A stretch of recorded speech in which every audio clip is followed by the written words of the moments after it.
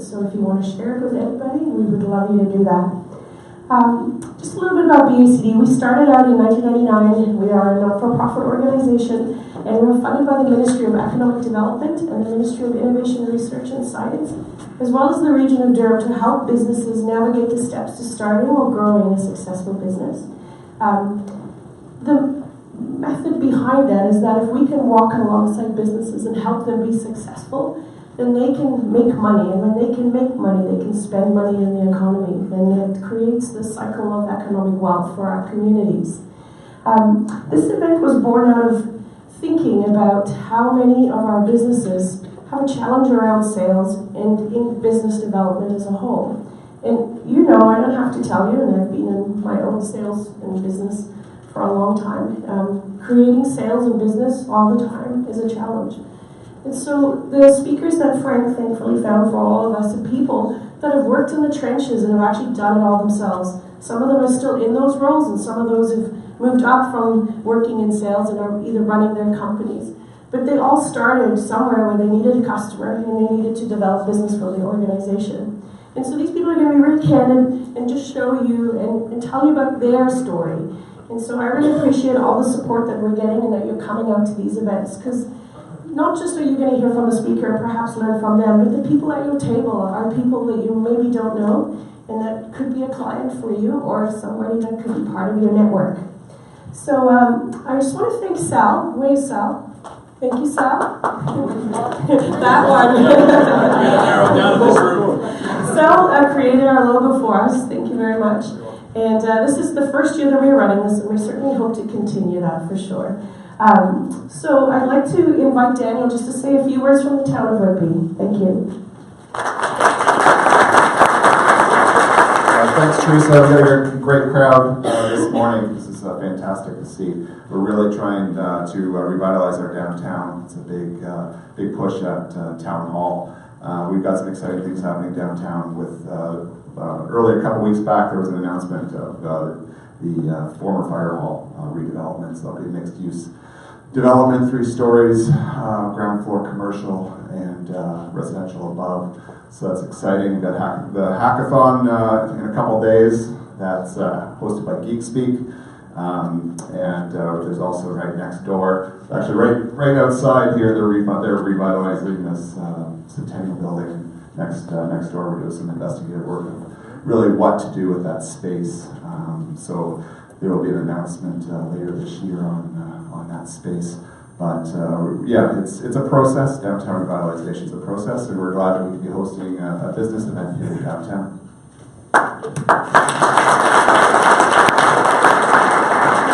Thank you, Daniel. I'd like to invite Frank up, my co-creator, to introduce our guest speaker today. I hope that you guys have fun and network with each other even afterwards, and think of some questions to ask Louie as you listen to his story.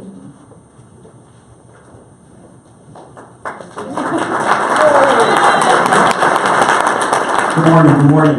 Boy, you guys in for a treat. Are we in for a treat? First of all, thank you, Teresa. Thank you, all the sponsors. I just wanted to give a quick shout out to Kristen here. Kristen and Ashley work at the BACD, and they're the ones who make sure that everything is running so we can have a great time today. Would you mind just giving a little applause for Kristen and Ashley? When Teresa and I first we were having lunch and how this came about, we thought, wouldn't it also be great if people that did not know about Durham were exposed to Durham and find out just all the great things that we're doing here. By a show of hands, how many people in this room are not from the Durham region today? Look at this. Isn't that great? And we also have Noah in the back. Noah's going to be our speaker for April 19. Noah is with Gateway Newsstands, and you heard that they were building retail, commercial downstairs, and you heard that, right? Great, thank you. So that's one of the great things. So thank you very much for everybody coming out. I just want to talk a little bit before I read Louie's bio. Louie is one of my favorite guys. First of all, we're very type A personality. We bump heads, but to make pearls, you have to have some friction. He is a fantastic leader. He really has a heart of gold. When I did some work with Louie, every day he would hug me when I arrived. I went home smelling like cologne, but that's okay. That's okay. But all his staff gets free food, obviously being caterer. My favorite room, he's here joined today by Angela and his daughter Alessandra and some friends that he does business as well, so he's exposing into this area. My favorite room at Classic Group is the big room. It's a massive fridge of food, and you can go in there anytime and eat. So when I first asked Louie to speak, he says, Frank, I'm not really a professional speaker. Well, that's okay, because we really don't want a professional speaker. What we want somebody is that can inspire, that can tell his story, where he started and how he got here, and all the stuff in the trenches, those sleepless nights, all that frustration. So we hope when you leave, you will be inspired to knock down some doors, grow your business, and hopefully you can take a few things that Louie is going to share with you today that you can apply to your business and grow it. Okay? So let me read his bio officially, if I may. Louie Belcastro is the owner of Classic Group of Companies, a leader in food manufacturing and catering, servicing the GTA. The Classic Group has roots that go all the way back to 1962, when Louie's father, Joseph Belcastro, started Joseph B. Snack Service, operating one single food truck. 20 years later, in 1982, Louie's father sadly passed away. At the tender age of 15, Louie took over the support of his family, 5 brothers and sisters, I believe, his mom, and that one food truck today is what I call the mini food empire. He renamed the company to the Classic Cuisine, and over time increased it to over 50, today 60 of the most modern and well-equipped mobile food stores. You'll see some photos in a minute. Louie's perseverance, passion, hard work have allowed the company to continue to grow by creating 4 divisions. The Classic Cuisine, which is the mobile, Classic Event and Catering, and Angie, thank you very much for being today and setting it up. Riviera Catering, that provides the supplies to the mobile food truck, and of course, Classic Food, Classic Touch Foods. So, and you can get it at the Sobeys, at the universities, anything, you'll see his logo, UB there, right? Sophia, perfect. Louie is very proud to be a part of the community and enjoys focusing his efforts in supporting local causes. He really does have a heart of gold. He participates in the annual Bicycle Classic City of Toronto Tour, the Children's Breakfast Clubs, Schools for Children of the World, the Seniors Are Important Dinner Program, and Louie is also a member of the Market Board of Trade, and he joined the Ajax Bakery Board of Trade next year, and he's going to be joining the Whitby Chamber of Commerce. Right, Louie? Perfect. Thank you. I think there's Oshawa Clarington as well. There's a few. Louie and the Classic Group of Companies have been acknowledged by Markham's Best Business Practice, as well as the City of Toronto Community Service Partnerships, with recognition and outstanding business awards. Please give Louie a big Durham Region welcome and be inspired. Thank you. Thank you, Frank. Again, thank you. These are my goals. Good morning, everyone. Good morning. Thank you for coming here this morning. I know that it's hard for a lot of people with their jobs and with their obligations to get up early in the morning, but I'm so happy and pleased to see that everybody's here. It's a fantastic group of people. I've been working with Frank and some of the people in here for a few years, for many years, and I have to tell you, this is part of the journey. We're going to talk about sales today. This is it. You guys are here. This is where it starts. You have to 80% of the success is showing up. So welcome. Let's have some great coffee, some great muffins, Danishes, croissants that Angie put together. I got her up at 5 o'clock this morning. Angie, you're the best. Angie's our event manager. She's been with me for 10 years, and she takes care of a lot of the events that we do. A lot of them, like all of them, with her team. But thank you. So everyone, as Frank said, I'm not a professional speaker. I'm going to speak from my heart today. And I want to just tell my story, and hopefully I can inspire. I can give people insight on helping grow their business, find their way, set their goals, and become a success in their journey. So as Frank mentioned, my name's Louie Belcastro, and I'm the owner of the Classic Group of Companies. I started off when I started working actually when I was 10 years old, actually. My father made me go work at my cousin's hair salon. That's where I started, And I'm saying, what am I doing here? I couldn't even reach the sinks. But I still can't. No, I'm kidding. But that's where I started. So what did I do? I cleaned all the mirrors. I cleaned all the brushes. I folded all the towels. I emptied all the garbage bins out. And believe it or not, that's where I started learning how to, be with people, being responsible, and being committed to what it takes to get things done. Am I doing this right? Here it is. So that's where I started. I was 10 years old. I worked there till I was 20, actually. I worked till I was 20, and they wanted me to become a hairdresser. Now, my story changed when I was 15. My family and I went to vacation in Italy. My father was a fantastic man, family man, hardworking man. We have 6 kids in my family. My mother was a stay-home mom, took care of the family. In '82, my father saved up enough money to go to Italy and show us where he grew up. And it was our first trip ever anywhere. We've never been on a plane, never been to an airport, never seen the ocean. It was amazing. It was like we were all excited. My brothers, my sisters. I got 3 sisters and I got 2 brothers.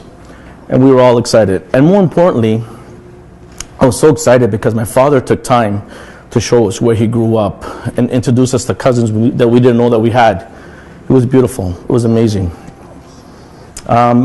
We were there for 4 weeks. First few weeks were great. The last week, my father had pains, and he had appendicitis. They didn't catch it. We were in a small town, Italy. They thought it was something he ate, and that didn't digest well. And life changed fast. My dad passed away. So anyways, to make a long story short, we ended up coming back home without my dad. My dad's buried in Italy. And life continues. Life goes on. Everything starts, coming together. Bills keep coming in. Mortgages, bills to pay. My mother was alone. My mother didn't really, I don't know because my father took care of all the financial stuff. We were all kids. Anyways, after realizing that something had to be done, my story began. My life changed. My story began. So I decided that I was going to leave school and take my father's truck. Didn't know where I was going. Didn't know what I was going to do. I cleaned the truck. I washed the truck. I looked after his truck all the time, but I didn't know. And my dad had a route over here in Markham. And Woodbine and Steeles. So that's what I knew. To make a long story short, I ended up taking that truck to help my mom and help my brothers and my sisters. I left school, told my teachers I was going to be gone for a while. 35 years later. Louie, did they notice? They noticed. Okay, so I was only going to do it for a few years. I went to night school, drove this truck, didn't even want to do this, did not want to do this. But I know I had to do something. And with God's grace, I did it. I learned. I drove a truck without a license for 2 weeks till I got caught. That's what I did. And then we hired a driver. And I hired a driver to drive for me. And he drove my truck for me while I tried to get my dad's customers back because the truck was parked for about 2-3 months before I did anything. And I did. One at a time. So that's how my story started. And that's how life changes, guys. And the world keeps changing, but the world does go on. That's one thing I learned a lesson real fast. Okay, just adapt, accept, and keep going forward positively in your journey. Okay, have faith in yourself. Come from a place of goodness, and do what it takes to get it done. That's my first lesson. So I started driving this truck, and I met some of the most amazing people on this route that ran companies. I was just a kid.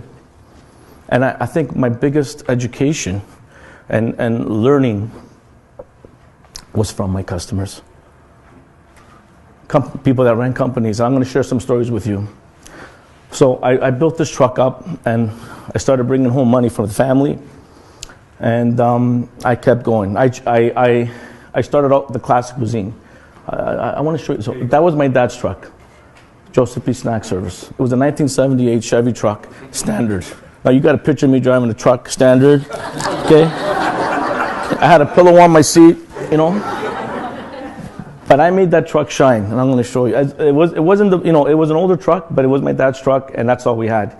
And I made that truck shine, and I made it produce money for the family.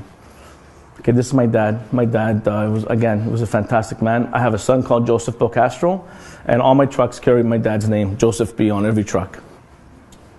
Louie, sorry. Yeah. The same employee, Peter, that drove Yeah. for you still works. Yeah, I have the driver that drove for me when I was a kid. He still works for me. He's 60. He's got to be 67, 60. He's a good guy. You know. So that's how my story started. Now I started building this route back up. I did not want to do this. Guys. That was the hardest thing. So my lesson learned here. Okay, I said okay. I worked at restaurants. I worked at hotels. After work, I used to work the truck all day and then go work at the restaurant. Because I thought, okay, if I'm going to do the food business, I'm going to work in a restaurant. I want to work in a hotel. I want to work somewhere where I'm not outside. I'm not freezing. I'm not frozen. Okay? But I realized the hotel and the restaurant business was worse than this. So my lesson learned. My lesson was that I said, okay, I'm going to accept my role. Okay, I'm going to accept my role. I'm going to drive this truck. I'm going to be the best at it. My point to you is that once I accepted that role, once I embraced it, everything started coming together. So once I acknowledged that this is what I'm going to do, and this is what I'm going to focus on, then everything came together. And I went from 1 truck to 2 trucks to 3 trucks, etc. And I'll tell you that story. I want to show you. Where's that truck with the? So this is a picture of me when I was 17 years old. So I changed the name now to the Classic Cuisine. And I changed the name because I wanted people to get something classy. I didn't want to be just a regular food truck. I wanted them to know there was more to it. And I had that truck full and shiny and new every day. It was my life. When I was 19, I built this truck. This was a custom-built walk-in truck. Nobody had this. This is 1986. I built this truck. I was 19 years old. We built it from scratch, and I couldn't believe it because I wanted to be like away from the elements. I built a truck that you can come inside. That's all this thing. Yeah. My customers loved it. Okay, so it was a mobile cafeteria. People come in, had everything in it: hot food, cold food, fresh coffee, everything. And back in 30 years ago, nobody had these things. And if you read the plate, it says walk in. If you read the back of the plate there, see, walk in. So I built this truck. As I'm building my business, growing my business, I went from a little truck to a truck that was 3 times the size of the other one. How do I fill this thing up? But as I grow my business, I got encouraged a lot by my customers. I had customers that run big companies. Automotive, tool and die. Had a customer, Vogbra. They was one of my big customers back in the time. I don't know if you guys remember that, but I served the plant. And these guys would motivate me. They would tell me, because I was just working. They say, Louie, you have what it takes. You have it. He goes, we're going to open up a plant in Concord. We want you to go put a truck there. I didn't want to go anywhere. You know what I mean? I go, how am I going to do that? But this guy goes, no, I need you to be there. And I did it. So I got pushed. I got encouraged, and that's very important. Okay, it's very important to encourage our kids, to encourage our students, and to encourage our employees forward positively, because that's what pushed me forward. So I built this truck. We had a fleet of over 75 trucks. Sorry. No, but with the economy, how it changed, we're down to about 50, 55. We condensed routes over the years. over the last 7, 8 years. But this is our shop, and we'll get back to that. I'm going to go back. So this is my journey. This is how I got started in this business. Now, I met some fantastic people, and I want to tell you what a customer is. I met some fantastic people, and some of the things I learned. For example, one of my customers, he would take his coffee cream, no sugar, and an apple strudel every afternoon. He was the owner of a big company, and I'd be waiting for him to come out. I'd make sure I was there ahead of time. I'd get my truck all shined up, and he'd watch me. He'd watch me shine up the truck. And he'd come out and said to me, Louie, sorry guys, he said, Louie, he says, don't fall in love with your business. He said, don't fall in love. And I'm looking at this guy. I was probably 18 years old at the time. I made sure he had his coffee, his apple strudel, because people were, at that time, there was no Tim Hortons or, we were the ones. You had to make sure you had everything especially for the owners. If they went, one of the things I just always make sure is that even if they weren't there, I would leave them stuff. And if they didn't want it, they didn't have to pay. And I'll tell you why.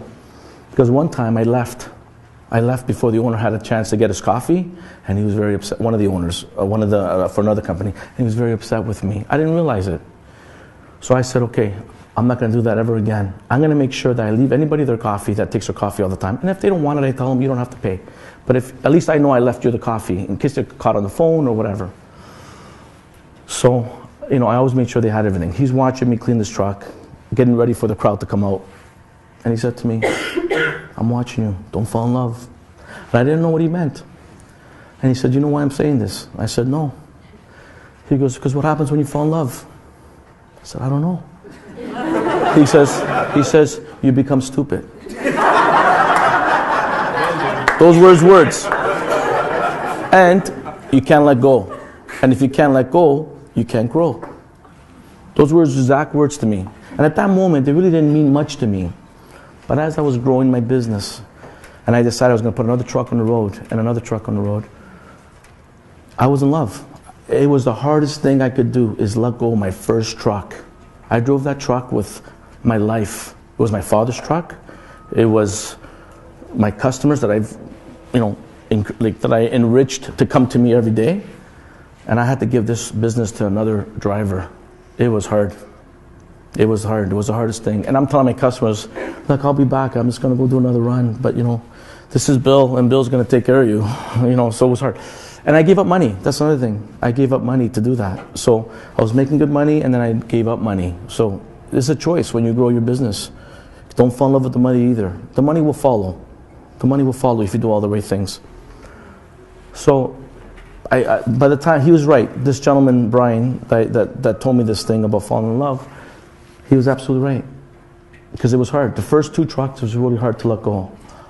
But the third and fourth, I got it. I was not in love. Then I knew what I had to do. And he was absolutely right. And those messages hit me, not at that moment, but it hit me maybe a few years later. As I was growing, they all came to me. And another customer said to me, Louie, I love the way you care. And that's very important. So again, I didn't know what he meant, but this is what he shared to me. And I share this with a lot of my people that are here today. People that have known me know that this is, what I say. He said to me, remember, Louie, nobody cares how much you know until they know how much you care. And I think that was one of my successes. I didn't know a lot, but I cared a lot. And I always wanted to make sure that everybody was happy. That was my job. When I was out on the road, that was my job. Make sure everybody had their coffee, make sure everybody had a hot sandwich or whatever they wanted. I wanted to make sure they had it. And these are my learning experiences when I was growing up, driving this truck and building my business. There was another experience I had. One more experience that I'm going to share with you, and then we're going to move to the next clip. I had a gentleman. He worked for the Toronto Construction Center. He was an engineer, and he would, back then, they would go to this site, and the engineers used to bid on jobs. They used to estimate the costing. And this gentleman, Steve, was a fantastic man. And one day he said to me, he goes, Louie, and I get there at 1 o'clock every day. He said to me, Louie, every time you come here, I love seeing you, but I got to tell you, he goes, I'm disappointed. I'm saying, why? Right? And I said, why? And he goes, because every time I come here, you don't have a lot left. And he was right. Because I was always, so I was afraid. I thought I sold out, I did good. Sold out, I did good. I said, Steve, I'm so sorry. I didn't realize that that I did that. And I thought about what he said all night. I didn't sleep. The next day, I loaded my truck to the top. Okay? Because I wanted to make sure I didn't let him down. And believe it or not, that was one of my best days ever. I sold everything out by the end of the day. Not at 1 o'clock, by the end of the day. There were so many other people that were missing out on products that I didn't have because I didn't know because they didn't tell me. And I thought I was doing good because I sold out. But really, I was losing sales because I didn't have enough.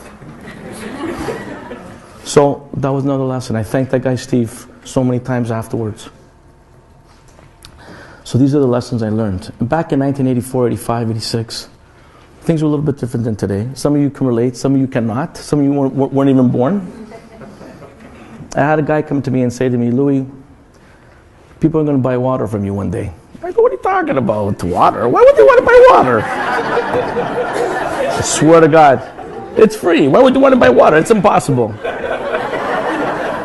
And today, our biggest seller in beverage is water. I couldn't believe it, guys. So pay attention when you're walking through your journey. Listen to your people. Just listen to people. Come with an open mind. I've learned so much, and I've gotten so much, not realizing it at the moment. You don't always realize it at that moment, but as you go through your life, you do realize it. Things do happen for a reason. If you come from a place of goodness, goodness comes back. Even at times, sometimes I felt like it's not, And I had competitors going out, and back then, very competitive. Food service is a very competitive market. You can go anywhere. Why would they want to come to you? Why? That's a good question. So I wanted to make sure wherever I was and whoever I dealt with, I gave them the best experience, a positive experience. And I was always very thankful. What is a customer? I love this. I give this to all my staff. I have a brochure that we give, like a manual for everybody, because without this, we don't have a business.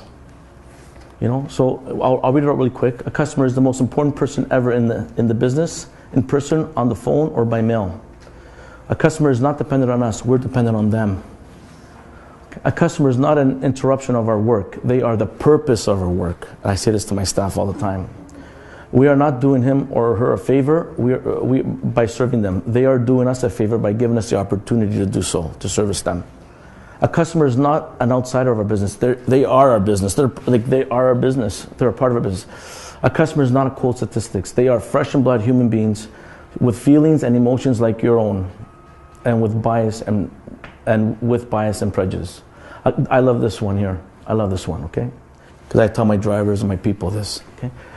A customer is not someone to argue or match wits with. Nobody ever won an argument with a customer. No one. I don't understand. Don't argue with the customer. Just let them feel good. Okay? A customer is a person who brings us his or her wants, and it is our job to handle them profitably for both them and ourselves. Okay? And that's true. Profitably. So one of the things I've learned, again, okay, was during my journey, I was very giving. That's just the way I was. And one of the companies that I worked with, he'd say, Louie, don't forget to make a profit. It's true. It's true. What's the use of doing all the sales if you can't make any money? So, and I had to remember that in a good way. You have to earn your profit. You can't just take the profit. You got to earn it. But don't forget to make a profit. When you're growing your business, when you're establishing your business, when you're getting up early in the morning and staying out late at night and finishing whatever you have to do to get your job done, give them value, but make a little bit of money. Don't forget. And I did that a lot, and that's part of the growth. Okay, but again, my biggest educators, my mentors, were my customers themselves. They were the ones. I go see them every day. I didn't even know. I didn't know till after. And I still get a lot of these people come see me at my office today. They're all retired. I had General Electric, had people from Magna, had people that are billionaires. But I gotta tell you, these are the most humble people that I've met. humble people that came to, and they're retired, they are gracious, and they still come visit me. I'm so happy when I see them. So customers, guys, without the customer, we don't have anything. So remember that. So don't ever, underestimate a customer. Always give your customer value. Always respect your customer, and be a solution to your customer. How I grew my business, that's exactly what I did. I wanted to know how I can be a solution for them. What's your pain? How can I take care of it? If you're the remedy to something that hurts, they always want you because you're the medicine, and that's what I do. So I'm gonna skip some slides. This is our work. So here it is.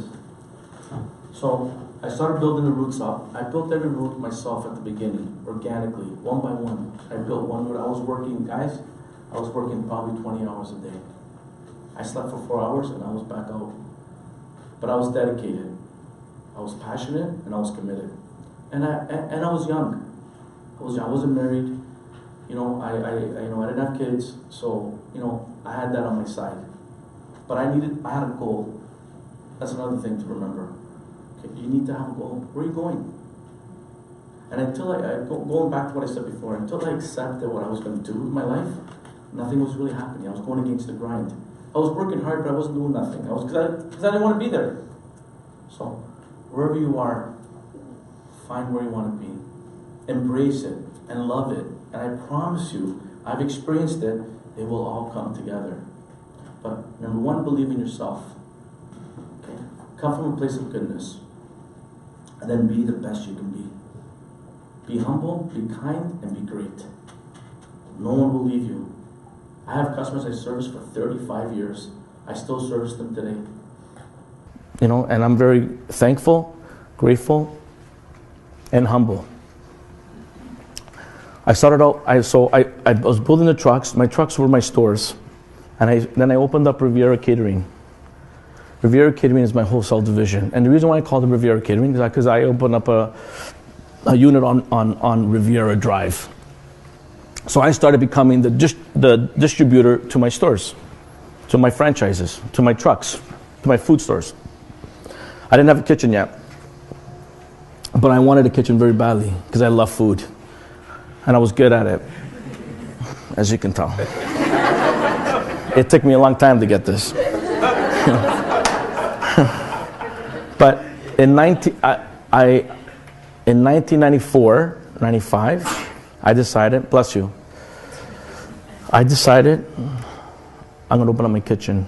I was probably 25, 26 years old. And I found a guy that was taking me around to.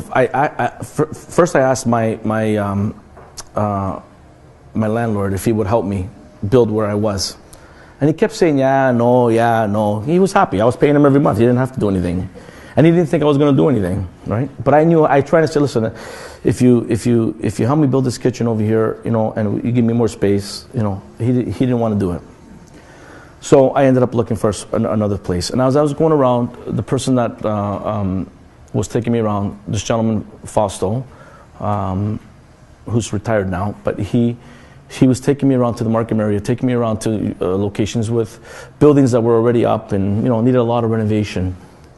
And as I'm going through and I'm watching, I'm listening, I'm looking, and I'm just a kid here, I'm still a young guy, I realized, no man, I don't like this. I said, listen, Fausto, if I'm going to do this, I'm going to go for broke. I want to build a building from scratch. You got to find me a piece of land. We're going to build to suit. He goes, are you crazy? I said, no. Okay, so this is like you're in Vegas and you're pulling it all in. I was putting it all in. Scared to death. Didn't have a lot of money. But I met a fantastic person. Again, people, it's, your journey. I met a gentleman called David Hofstetter from H&R Developments that Fausto introduced me to. He owned this piece of property right here. And I had to go negotiate with this guy. He's looking at me like, what does this kid want? I just told him, listen, I want your land, and I want you to build me a building. And I promise I will never let you down, and you're going to make a great investment with me. Now, in 95, 96, economy was still a little bit tough. I don't know if you guys remember. So to make a long story short again, I convinced this gentleman to build this building for me. Okay, that's great. So I built this building. The bottom picture is when it was being built. I couldn't believe it. I'm running my operation, running the trucks, hiring people, getting things organized, taking care of the customers, and building this building in between.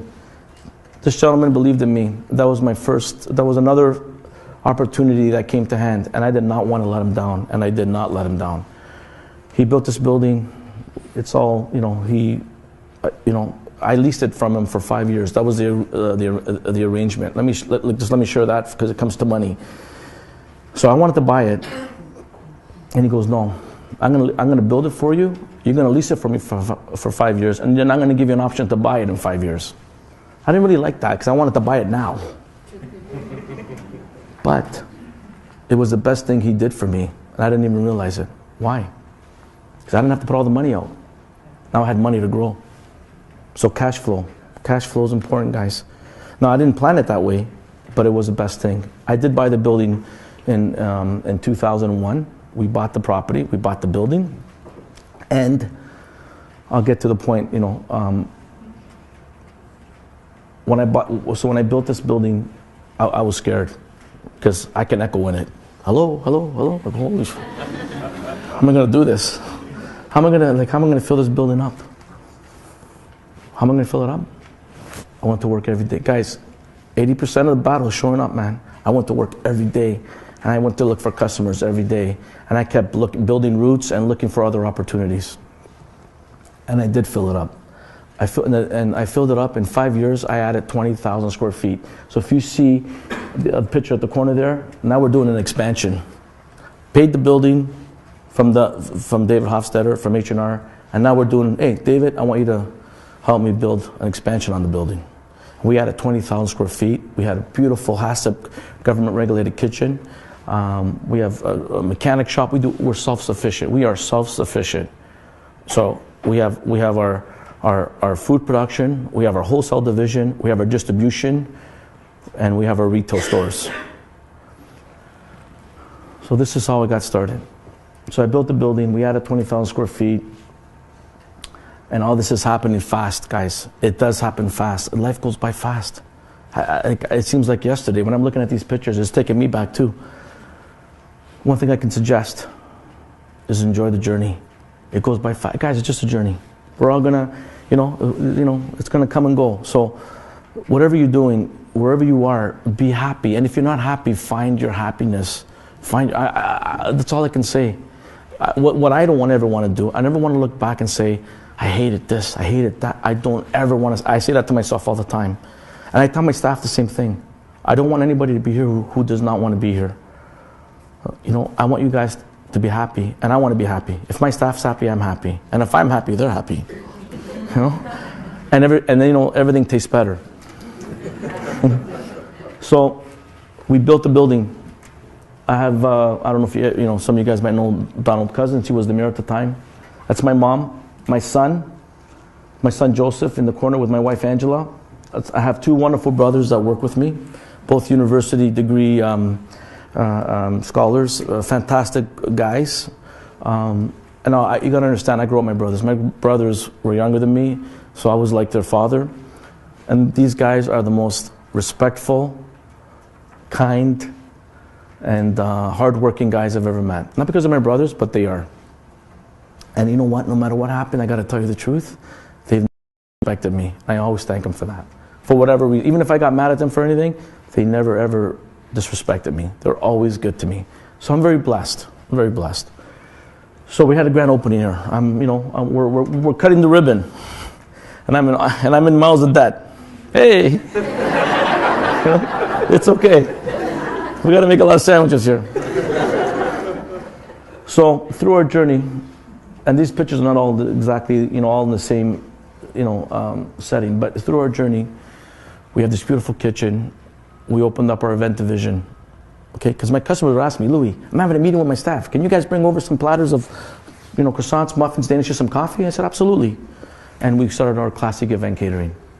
And we do weddings, we do barbecues, we do company openings, we do ribbon cutting ceremony, we do all kinds. And Angie leads that. I hired Angie. She's been with me for 10 years. And a lot of my staff has been with me for a long time. A lot of my staff has been with me a long time. And I'm very blessed. I go to work, like it's like my home. Like, and I love it. When you work that way, you'll always do great. When you work from a place that you love being at, then what more, how can you go wrong? And look, every day there's challenges. Every day there's situations every day. But together they get solved. Okay, you sit down together, and I remind my staff, look, we're all smart people here. There's always a solution. Let's sit down. Let's find out how we can make things better, and then let's implement them. Implementation, taking action is key. So we grew our event catering division, and keep in mind, through this, there's all kinds of stuff happening every day. Food business is very hard, and not every business is hard, but food is fresh. You can't make it in advance. It's made to order, now. Deliver fresh, and we're always delivering. I got to mention one thing that I want to share with you guys. When I built my building, I got to share this with you. It was November 4th, 1996, that we were moving all weekend. This is a Monday. It's our first day we opened. It's the first day we opened our shop, our new shop. We were moving all weekend, Friday, Saturday, Sunday. It was like crazy. My wife calls me at about, 6 o'clock, 7 o'clock in the morning. Says, listen, you have to come home. Because she was pregnant and she's ready to have a baby. I said, honey, you gotta hang on. So, I can't be there just yet. She's a trooper. So I got all the trucks out on the road, waited for my staff to come in, raced to the hospital, and I just made it. Touchdown. I made it to the hospital. My mother-in-law, my mother, my wife were there, and my son Michael was born. And when he was born, I knew everything was going to be okay. I just knew. I don't know how. It was just a blessing. And everything comes together. So I just wanted to share that story because it was a key part of opening up the new location. So through our journey, we diversified, and that's another thing. Okay, the world is changing, but really, when I read, I do a lot of reading. As much as the world has changed, it hasn't really changed. People have changed, but the world has always been the same through what I read and through what I see. But things do change, and we have to follow the changes. I always tell my staff, ride the wave. It's easier to ride the wave than to go against it. Except ride the wave. And we diversified, and thank God we did. We started making food for supermarkets, for big companies that supply food to the airports, to healthcare centers, and this is our grab-and-go product. This is some of the product that we make. So not only are we just making food for our mobile stores, and for our event catering, and we started making food for other people. Grab and go, HMR, big thing today. Home meal replacement, big thing. Now, through our successes, we also had some downturns. In 2008, when the economy crashed, I saw companies that I've served for years disappear. I couldn't believe it. A company I served for 25 years, closing down. People losing their jobs. It was scary because I knew some of these people. And they all had families, they all had mortgages, and they were my customers, and they were leaving. And that's when we downsized our routes too. We had to make decisions. We had to. I never laid anybody off. I want to share that. I never laid any one of my employees off. I always tried to make sure they kept busy. Even if I didn't have money to pay them sometimes, I found the money. Because I also understood they had families, and they had kids, and they were like you and me. And I didn't want, unless they chose to leave, then, or they did something wrong, then that's another story. But I never laid people off just because we were downturn a bit. So my motivation was, we got to get more business.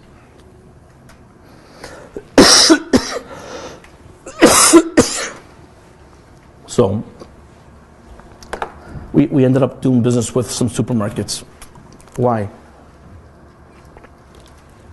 Sorry. Because they were coming to me looking for solutions. People wanted hot meals, fresh hot meals, homemade meals, and they wanted somebody to make it for them. So I went to knock on a few, some retailers, showed them our product, and they loved it, thank God. And we started doing work. But here's what I did prior to that. Prior to that, I don't know if you guys are familiar, I became HACCP, which is Hazardous Analysis of Critical Control Points. It was a program of food safety that a lot of people didn't have in my industry. But I knew this is coming. I said, and we went on I trained my staff and I made my kitchen a facility that was HACCP certified. And that allowed me to get this new business. Now I invested $200,000 in this program, like over the years, okay? But I also knew it's a catch-22. If you don't spend the money, then you can't play at this level. And if you spend the money, there's no guarantee you're gonna get your money back. But I got that program, and everybody thought, why are you doing that? It wasn't necessary, I didn't have to do it. But I knew things were changing. I saw things were changing. Intuition, follow your intuition. Keep your finger on what's happening around you. Pay attention to your business and to your industry. Pay attention. Pay attention. We innovated. We got into this program. It saved our life because our trucks were going down. Routes were getting smaller. Customers were afraid to spend money. Tim Hortons open in every corner. That's our biggest competitor today is Tim Hortons. But we still provide a service, door-to-door service that they don't provide. And we see our customers every day, and we have, not because, how's the coffee this morning? Did you guys enjoy the coffee? Thank you. I worked with a roaster, and we have our own classic blend of coffee. We have two. We have a dark roast, and we have a Colombian roast that we created for our customers, for our trucks, that holds its flavor and that is pleasant to drink. We're a small company. We sell tons of coffee. Thank God. The Canadians love coffee, so that's why Tim Hortons is so successful. But our success comes from love, from care. It's more intimate. Our people see our customers every day.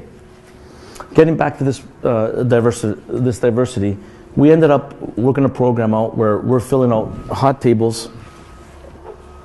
Let me just show you. So this is one of the things that this is for take-home meals, okay? Two Italian masterpieces, homemade lasagna and the Mona Lisa. Isn't that great?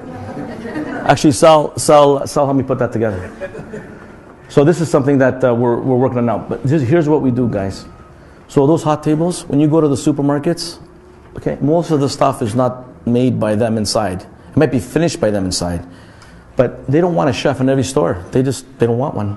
And they want consistency across the board. So they're looking for customers like ours, and I saw that. I saw that they needed it. And I became a solution for them. It was very painful for them. They didn't know how to get the product. How do we get this product in all the stores? How do we get it consistent? How do we get somebody to make it? How do we get 16-year-old kids that are working in the supermarkets or 65-year-old people to put it out and make it look all the same? So you got me. I'll help you do that. And this is growing faster and faster all the time. We do grab-and-go sandwiches, entrees, salads, yogurt parfaits, veggie dips. This is in convenience stores. This is in retail stores. This is all over the place. And this is another growth that our kitchen's going probably 18 hours a day, making fresh food and delivering every day. Again, diversity, staying in touch with your industry, having a goal. My motivation was, believe it or not, was keeping my people employed. I didn't want to let them down. I didn't want to ever say to anybody, listen, I got to let you go because we're slow. I never want to say that. And I never did. And when so we this is our we have a brown label, a black label, and we have a core label. This is some of the stuff that we created for our vendors. Our brown label is our core label is our day-to-day stuff. Fantastic product, fresh, homemade. Our brown label is the same, but just nicer ingredients, like just different stuff, goat cheese. And then our black label is like our high-end label, like Pusateri's label. But we're better. Yeah, that's right. So we went from buying catering trucks to buying vans, cube vans, etc. And here's the markets we serve. We service business dining, education, schools. We do a lot of the universities through our partner, Aramark is one of our partners, Compass, because these guys get the contracts, and then they sub them out to people like us, and we help them. Because it's impossible to serve 30,000, 40,000 kids every day, and they can't do it themselves. So again, be a solution to your customer. Help them, and they will always call you because they want you, they need you. You're part of their success. You're part of their relief, and making sure that you're doing all the right stuff. Healthcare, we feed a lot of healthcare, like nursing homes, airline, correctional services. Did I ever think I was going to sell food to jails? I get a call. Listen, we need 5,000 halal. Just to give you an example, halal shepherd's pie and lasagna for the inmates. So I had to come up with a program for them, which we do, and it was amazing. So every month, these guys get 5,000. It's just once a month on this program. But we did a lot of the stuff for the G8, the G20. We did a whole bunch of other stuff for the government. But this is stuff that happens, and you get these programs. We do vending service. We supply product for some restaurants. So little cafes, they want wraps, they want yoga parfaits, we make it for them. Construction sites, we talk about that. Golf courses, sandwiches on the golf course. And we do both private label, so you won't always see our label. It might be their label, but it could be our product being made. And this is what we do. So guys, sales are important. Looking for opportunities are important. Being dedicated is very important, okay? Am I on schedule, Frank? Am I doing okay? You're doing fantastic. Okay. Caring about your customers, guys. Come from a place of love. Love what you do. Look, I'm going to tell you, if I can share anything with you guys today, is embrace what you do. Whatever you do, do with pride. Whether you work for yourself, whether you work for a company, it doesn't matter. It's still part of you, right? So if you give no effort, you get nothing back. And if you give a lot of effort, believe me, even though you think nobody's watching, nobody's noticing, they are noticing. And it will come back to you. But don't do it for them. Do it for yourself. Like one thing I learned, I don't do things for other people. I do it for me because it makes me feel right. It makes me feel good. It completes me. I go home with a clear conscience. I go home knowing that I did the best I can and that I gave it my all. Not every day is perfect. And some days I say to myself, why am I doing this? And other days I say, I love what I do. But at the end of the day, deep down inside, it's what I want to do. And it's what I do. I accept it with love. And it does reward me back.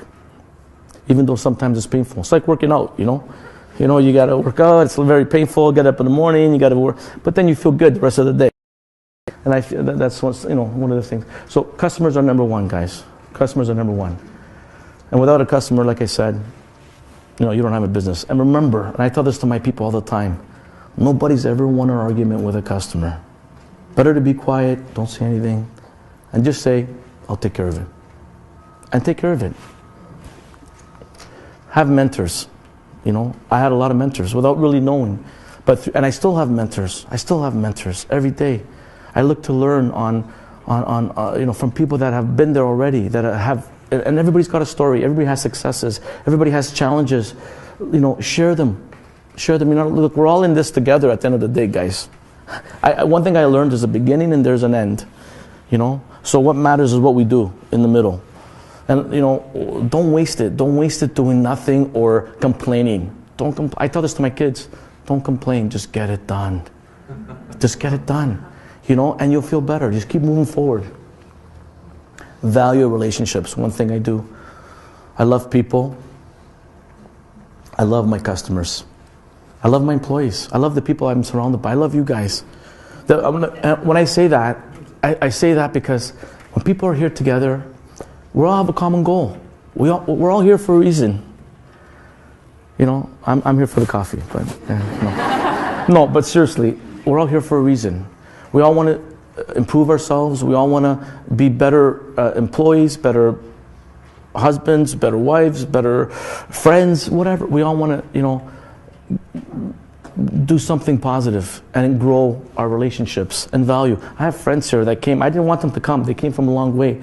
Not because I don't want them to come, because I didn't want them to go out of their way to be here, and yet they're still here. And I love you guys for it. It says a lot to me, but thank you. And I remember your ABCDs. Always go above and beyond call of duty. Okay? So I always gave my customers more than they asked for.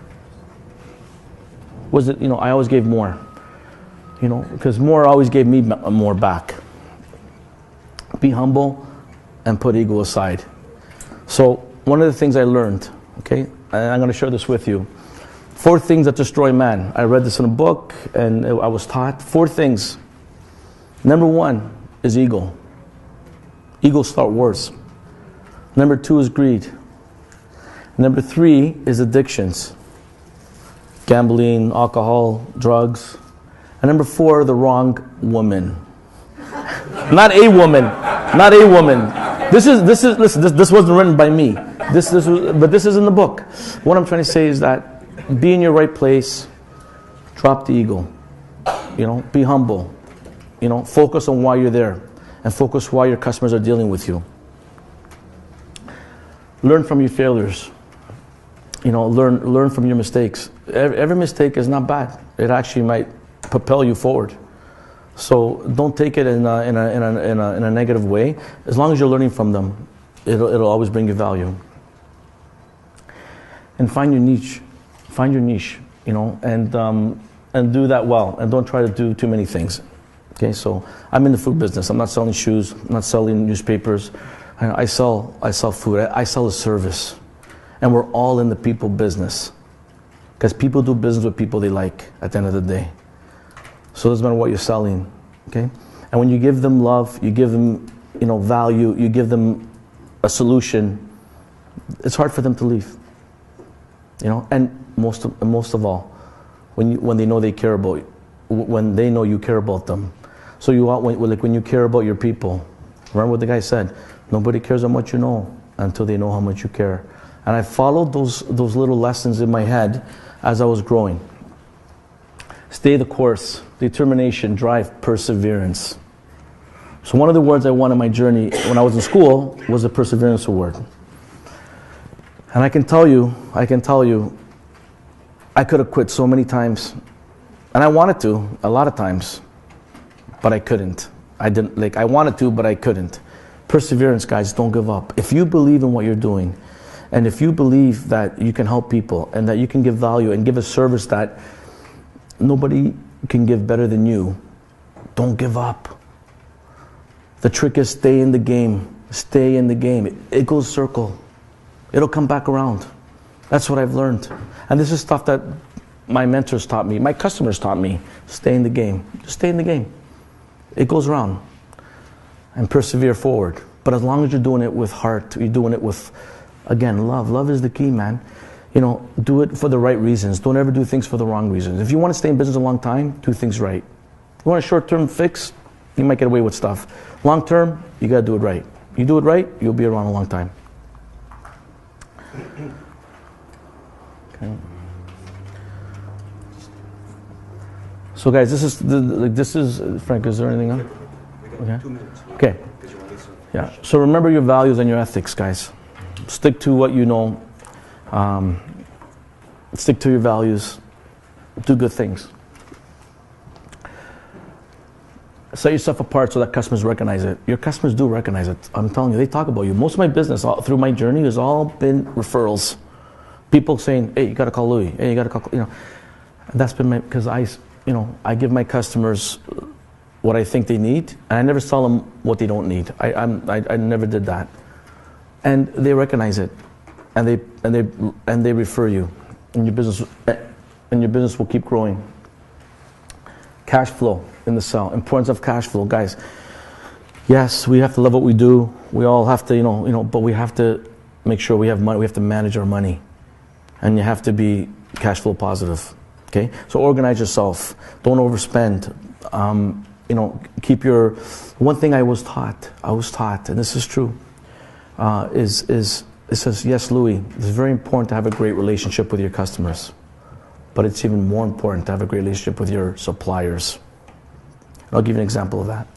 We got a program. We had to do a big program for Christmas, where we had to spend over $250,000 that to make product quickly. It was a strike. They were having a strike and they needed food.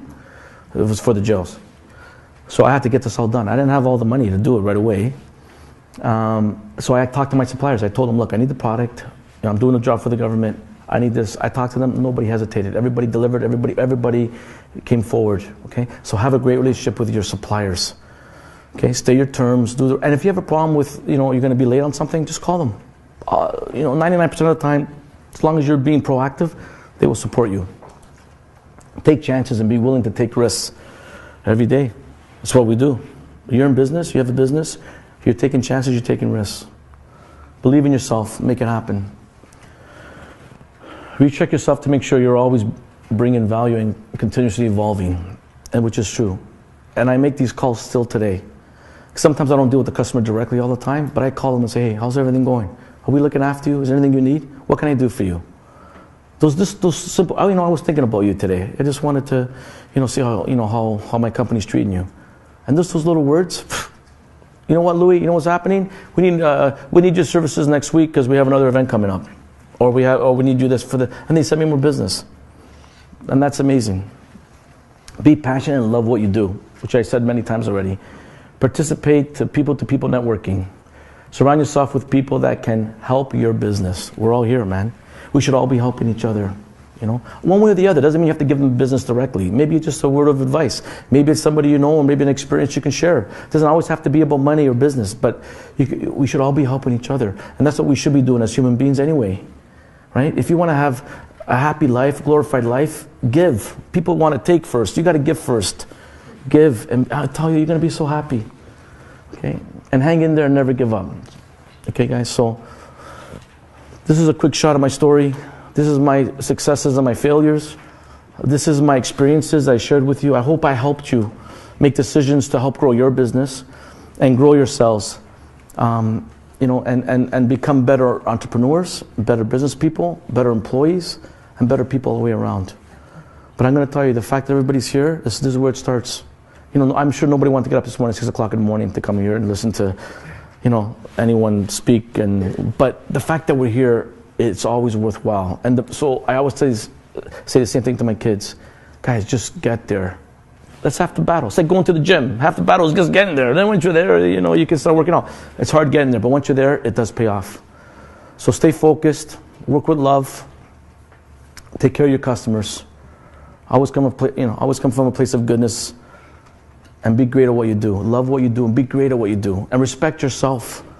When you respect yourself, your customer's going to respect you. And when they know that you care, I promise they're going to care. You're going to get more business automatically. You don't have to say anything. And network. Be good to people. Be helpful. Be a solution. And enjoy your journey. Thank you.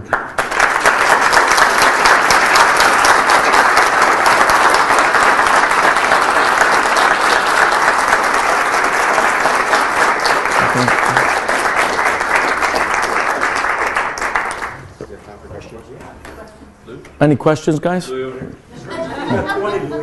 wrote like 2 pages. Yeah. Thanks. So you talked a lot about profits and cash flow and planning and taking chances and everything else. Mm-hmm. But one of the things that resonated with me was your values, like how you operate. And yes. You talked a lot about love, which most people think, well, okay, I love you and I love him. Yeah.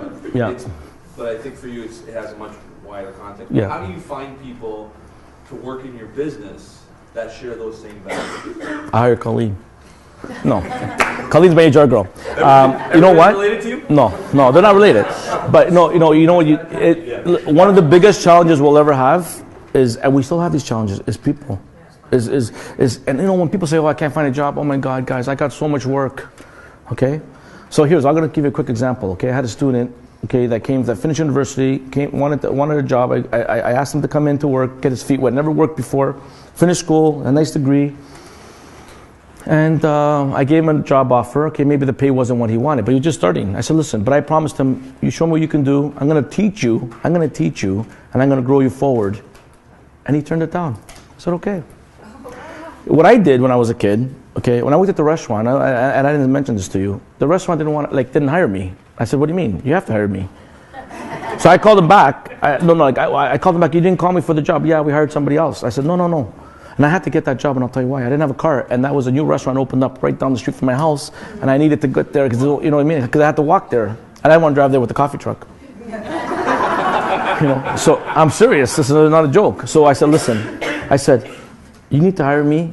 And I go, you don't have to pay me if you don't like to. If you think I'm not worth it, you don't have to pay me. But I need to work there. I want to work there. I need you to hire me.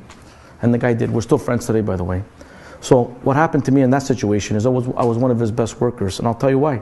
Because most of the people he hired were kids. And they were all, on the weekend, they went to Wasaga Beach.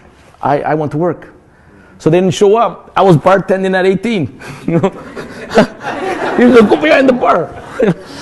But finding people, guys, is one of the hardest things. Finding the right people. But I'm going to tell you, when you have the right people, you'll see the difference. And I'm sure you guys can relate to this.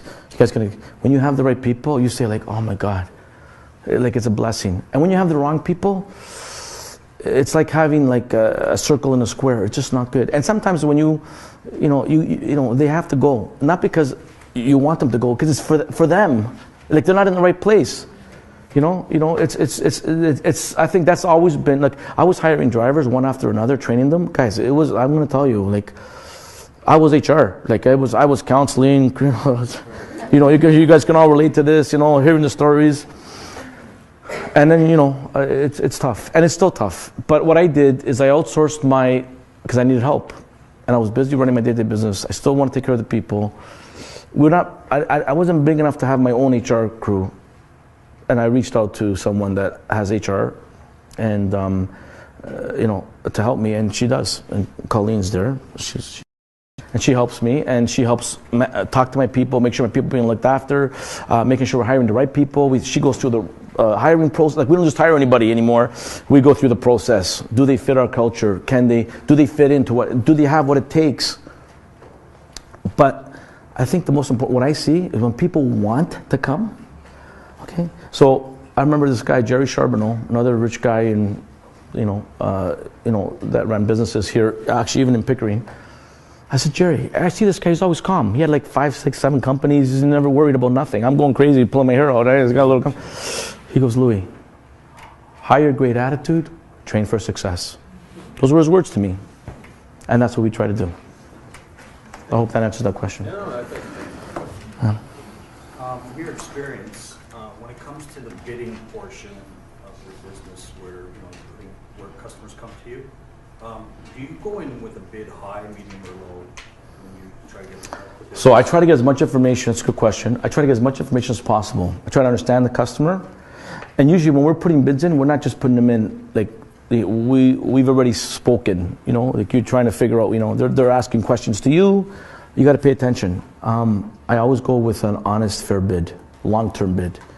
Now, if I really want the business, then of course, I give them all I can. But I don't just sell them like a dollar value. I sell everything else that we do for them. It's not always about the dollar, right? So, and then you got to negotiate backwards. If they really want you, sometimes they say, Louie, look, here's where we're at. We really want to deal with you. We need you to get down 3%. Can you do it? And I got to go back and reformulate and do it, But what I don't want to do is ever make promises I can't keep. I don't ever want to do that. I'd rather give them less, promise them less and give them more, than promise them more and give them less. I don't want to do that. I wouldn't recommend that. Because when you give them that little extra, they're always happy. Just be honest. They know the numbers. If they're in the industry, they know what's going on. First off, even though you say that you're not a professional speaker, I just want to say you're phenomenal.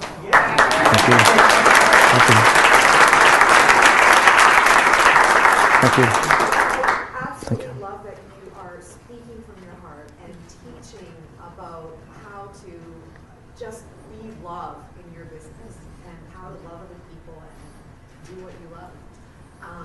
Really appreciate it. So one thing I wanted to know was how did this 15-year-old go from not knowing how to do this to this journey? I mean, there must have been so many times along the way you're like, oh my God, I don't know how to do that. And All the time. How, like, when you start something and then you start something else, how do you go about from, I don't know how to do that, you know, and to doing it? So yeah, that's true. And I mean, In the winter. yeah. Oh. Yeah, I started in the winter. It was freezing back. The snow up there, you know, I'm not going to tell you there was no shoes or anything like that. But the snow was high. You know what? When I first started, it was to take care of my mom and my brothers and sisters. And that was my goal. And I never want to, my mom she's still alive. She's 82 years old. She's a beautiful woman. And I never wanted her to have any more pain. So what I did is I said, okay, I'm going to work at it. I know what I didn't want. I didn't want to be poor. I know what I didn't want. I don't want to be poor. I don't ever want to worry about money, and and not that we don't worry about money, but I don't want to be in a position where I was, feeling like it was the end of the world. So, that's what motivated me forward, okay? But what really motivated me more was my customers. Customers, I'm talking about CEOs of big companies that I didn't even know. I didn't know, but they knew me. And just managers, CEOs, managers, people that would come out to my truck every day. And whatever, just buy a muffin, buy a coffee, buy a bag of chips, buy a sandwich, and I was so blessed. And I didn't even know. I knew, but I didn't know. After, And when these guys still come visit me today, and they just, they talk about, it's amazing. These guys are all retired now. They invite me to their cottages. They're good people. And at the end of the day, what I realized, guys, we're all human beings. We're all important. Okay, we're all special, and don't forget that. Just find what you love to do, and do the right things, and then move forward and be inspired, and keep your relationships open, like with people. It could be professors, it could be your boss, it could be a colleague, it could be a friend, it could be a cousin. I don't know, but keep an open mind and be inspired. But again, what motivates you is loving what you do. Having a purpose, having a goal. Okay, you guys gotta have. If you don't have a goal, then you're just flying in the air. You don't know where you're going, right? You gotta have a destination. You have to know what you want to accomplish. You have to know where you want to go, what you want to do. And there's no right and wrong. It's just a personal preference, right? And then what's the result you want, right? What's the result? What kind of result do you want to get? And then you have to strive towards it. And sometimes it's painful, but when you get there, it's a good feeling. Did that answer your question? Not quite. I was kind of like, the nitty gritty of, like, say, for instance, starting that building, and it's just like, my thoughts would be, I wouldn't know how to start a building and build it. You would know. You just Google now. You would know. When you want to know something today, you can find out quick. Okay. It's called passion. It's passion, desire. Wanting. When you want something really bad, you'll go get it. I'm telling you, you will. You just gotta want it bad enough. I guess find the right business advisors. You know what? You first gotta believe in yourself. You have to believe in yourself. No one's gonna believe in you if you don't believe in yourself first. Well, I think it's also the mentor that you had, that gentleman that helped you with the leasing. You didn't know anything about it. Yeah. Obviously he trusted you. He knew you were going to do good things, and yeah. You can't get anywhere without having other people with you. Absolutely, that's key. So surround yourself by the right people. They'll guide you through. Ask the right questions, like you're doing right now. Yeah. I know. So just, the number one thing is know what you want, and are you willing to do what it takes to get there? You're going to have to do things that people don't want to do. But you have to want to do it. But what you have to keep an eye on is the big picture and the end result. Don't look at what I'm going to go through today. You have to look beyond it. What's going to look like once we cross this ocean? We're going to be on a beautiful beach. It's going to be beautiful, sunny, great, palm trees. Did I answer your question? A little bit? What do you say to the kids? What do you mean? About working early, later? Sorry? About sacrifices? What do you always say? Oh, so look, one thing I can say is, this is just my saying, you have to pay the piper sooner or later. Either you pay when you're young, or you pay when you're old, but you have to pay. And I always tell my kids, it's better to pay when you're young, right? Because when you're young, you have energy, you're youthful, you have time. So, but there's no free rides. You know, you see somebody that's successful, there's a good reason why they're there, and they probably did a lot of the right things. And sacrificing is a lot of is a part of the growth, is part of the success. You know, so. Can I ask you, which Yeah. books would you recommend? And the other question. One of the books, sorry. And the food business seems to be fresh 7 days a week. How do you manage your time? Manage your life? Okay, we'll get to that one. I read a fantastic book, The Power of Focus. I don't know if you guys ever read that book. Great book. It really helped me a lot. I read another book, Think and Grow Rich from Napoleon Hill. Another great book there. There's a few books that I read that were amazing. There's another book that I read. What's the book called? 7 Habits of Highly Effective People. So I try to read all the time, and I'm still reading. I try to read books that help motivate or just get me to where I need to be. Exercise your mind. I think it's important. And how do I manage my time? It's hard. But my wife makes sure I do that. She books trips against my will, but she gets me there. And once I'm there, I'm really good, and I love it. It's not always like that. Yeah. So look, it's hard, especially when you're starting a business. Okay, so and you have to have the right people. Yeah. But I would recommend this. Okay, knowing now, and I was against it when I was younger, but when you have young kids, spend time with them. I did spend time with my kids. I love my family. I love my wife. Love my family. And as they get older, because they do get older fast, even though because they used to tell me, "Lou, it's going to go by fast," And I go, "Yeah, I can't wait." But they were right. They were right. It does go by fast. It does go by fast. And some of the in life, you do have to balance it out. You do have to balance it.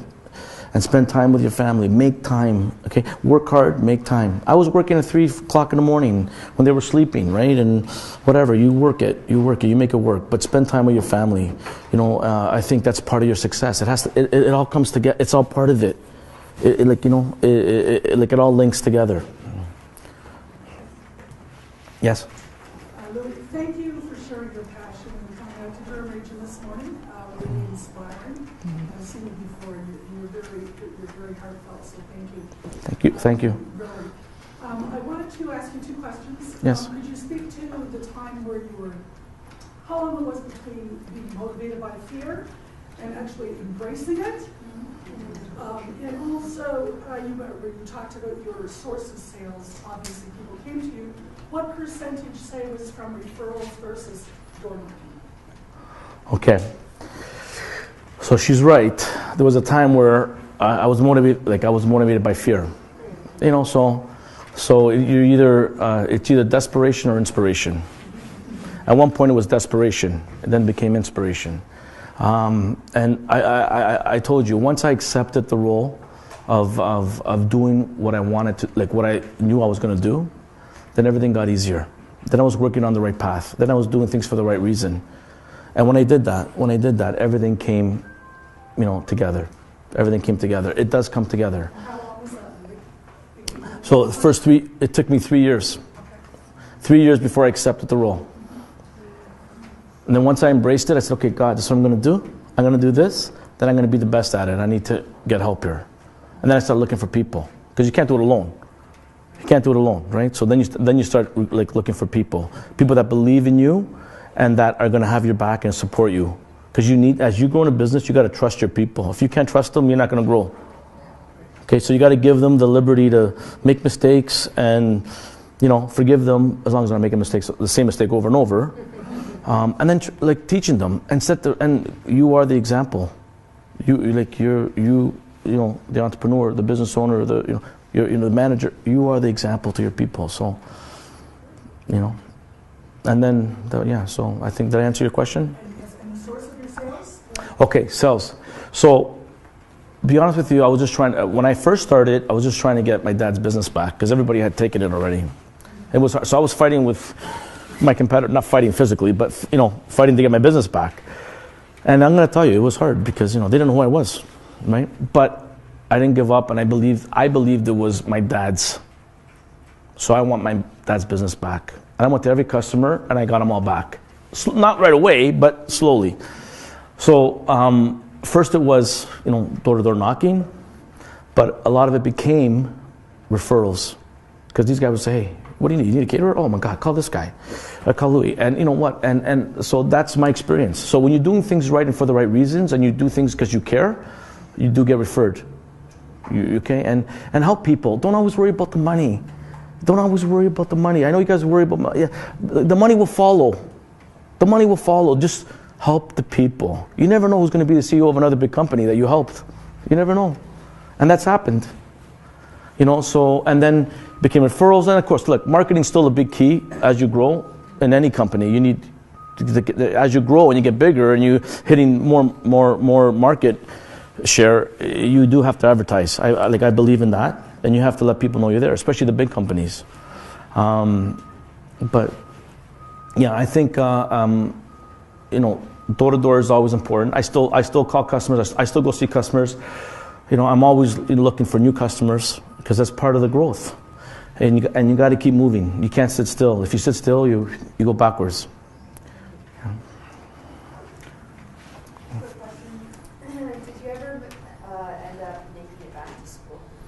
I went to night school, and I did high school, but I didn't go to university. But I'll share a story with you. My graduating class, when they graduated, they all invited me to their graduation, all the teachers. So I was a part of the graduation class. I was very good in school.